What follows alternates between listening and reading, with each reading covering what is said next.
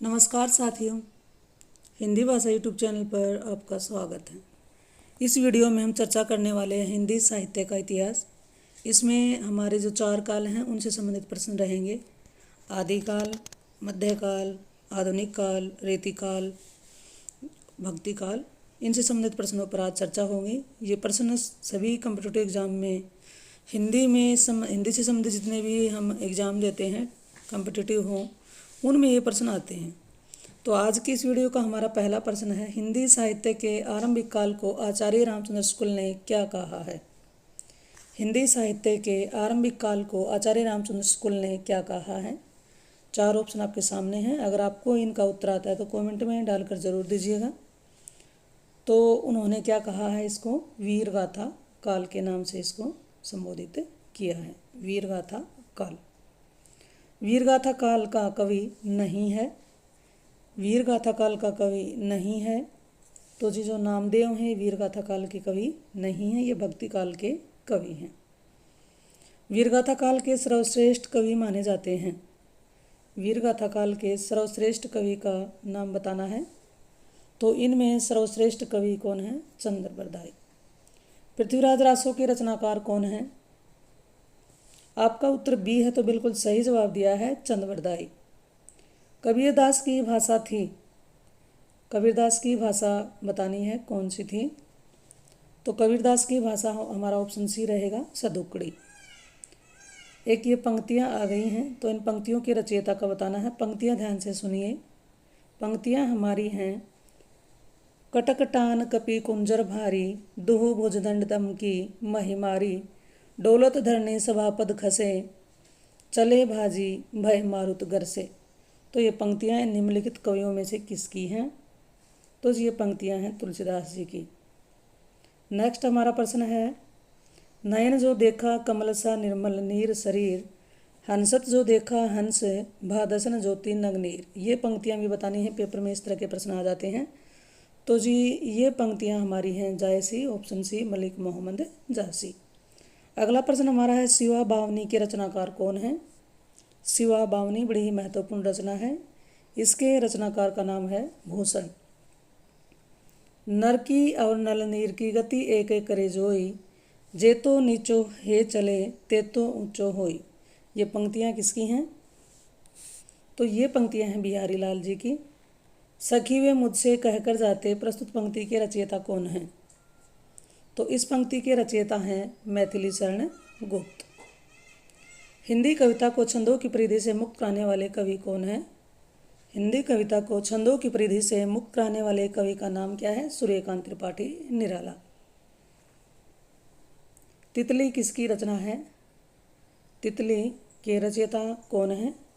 तो इसके रचयिता हैं जयशंकर प्रसाद। अतीत के चलचित्र के रचयिता कौन है? अतीत के चलचित्र के रचयिता हैं महादेवी वर्मा जी। पल्लव के रचयिता कौन है? पल्लव के रचयिता का नाम बताना है।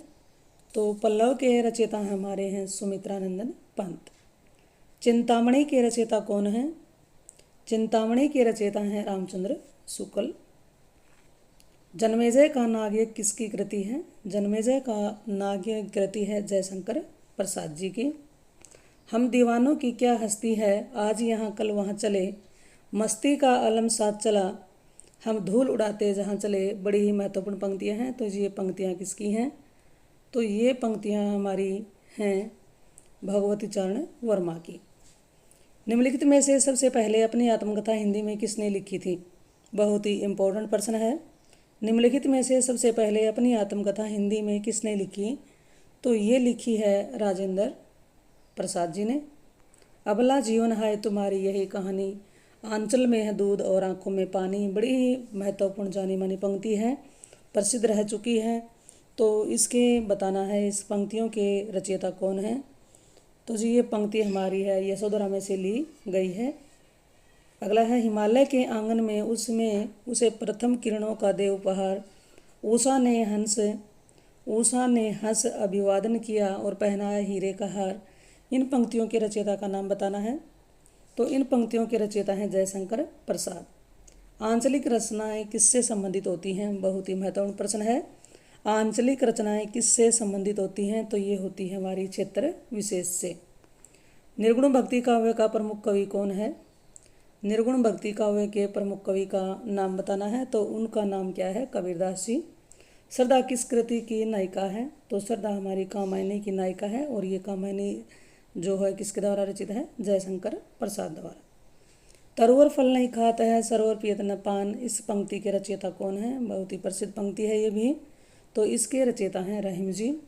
तरनी तनुजा तटमाल तरुवर बहु छाए, इस पंक्ति के रचयिता का नाम बताना है। तो जी इस पंक्ति के रचयिता हमारे हैं भारतेंदु हरिश्चंद्र।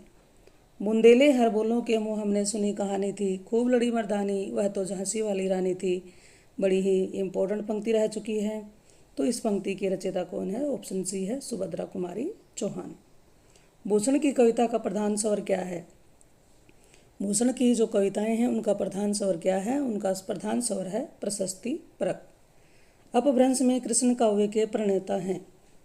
अपभ्रंश में कृष्ण काव्य के प्रणेता का नाम बताना है, तो वो हैं पुष्पदंत। प्रथम सूफी प्रेम आख्यानक काव्य के रचयिता कौन है? प्रथम सूफी प्रेम आख्यानक काव्य के रचयिता बताने हैं, तो वो हैं मुल्ला दाऊद। हिंदी के प्रथम गद्यकार कौन हैं?